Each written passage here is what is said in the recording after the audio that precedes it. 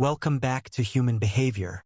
Everything in this video is psychologically proven, backed by research, and pulled directly from the two most powerful dark psychology ebooks available right now, How to Analyze People and 112 Alpha Tactics of Dark Psychology. Both linked in my bio on Beacons. Today we are exposing one of the most universal human experiences that nobody talks about honestly. Let's get into it. Part 1. 1 to 2 o'clock. The mirror effect.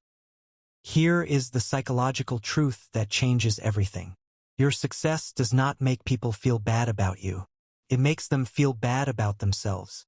Psychologists call this social comparison theory, first documented by Leon Festinger in 1954. The theory states that humans determine their own value not by an objective standard, but by comparing themselves to the people around them. This means your success is not just your success. To the people watching you, it is a measuring stick held up against their own life. When you win, they do not see your victory. They see their own distance from it. And that gap between where they are and where you are going creates a pain so specific it has its own name. Envy. Not jealousy. Envy is different. Jealousy is the fear of losing what you have. Envy is the pain of not having what someone else has.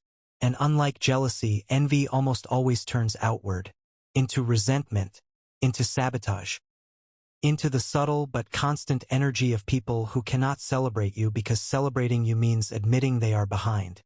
Part 2. The closer they are, the more it hurts. Here is what makes this even darker. The more someone loves you, the more your success hurts them if they are not winning themselves. Gore Vidal, one of the most brutally honest writers who ever lived, said something that most people are too afraid to repeat out loud. He said, "Every time a friend succeeds, I die a little." That is not a confession of evil. That is a confession of humanity. Because the pain of envy is most intense with the people closest to us, not strangers. A stranger winning means nothing to your self-image.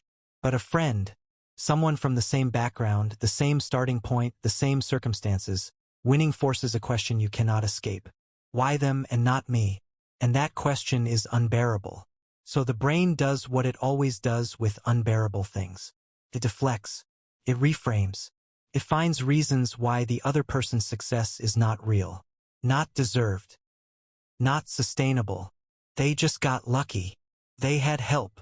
It won't last. They changed. They're not the same person anymore. Every single one of those statements is the brain protecting itself from the pain of comparison. None of them are about you. All of them are about them. Part 3. The sabotage. Here is where it gets dangerous. Envy that goes unaddressed does not stay passive. It becomes active. And it does not always look like sabotage. Sometimes it looks like concern. I just don't want you to get too ahead of yourself. Are you sure this is realistic? I'm only saying this because I care about you. That is envy wearing the mask of wisdom. It is not trying to protect you. It is trying to slow you down to a pace that feels less threatening.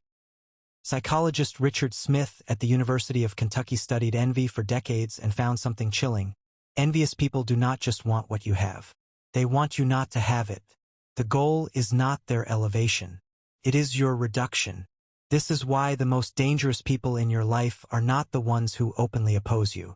They are the ones who quietly plant seeds of doubt, who celebrate your failures with slightly too much comfort, who are always available when you are struggling but somehow unavailable when you are winning. Pay attention to who shows up for your losses, and pay even closer attention to who goes quiet during your victories. So what do you do with this knowledge? First, stop sharing your wins with everyone. Silence is protection.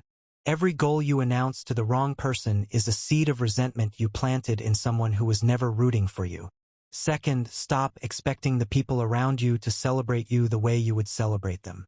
Most people are fighting too hard a battle with their own inadequacy to genuinely celebrate someone else. It is not personal. It is psychological. Third, and this is the most important thing I will say in this entire video, use it as fuel. Every person who went quiet when you started winning. Every subtle discouragement disguised as advice. Every fake smile that did not reach the eyes. Let all of it remind you that you are moving. That something in your life has shifted enough to trigger a reaction in people who cannot say they are proud of you. Because nobody envies someone who is standing still. The fact that people hate your success means you have success worth hating.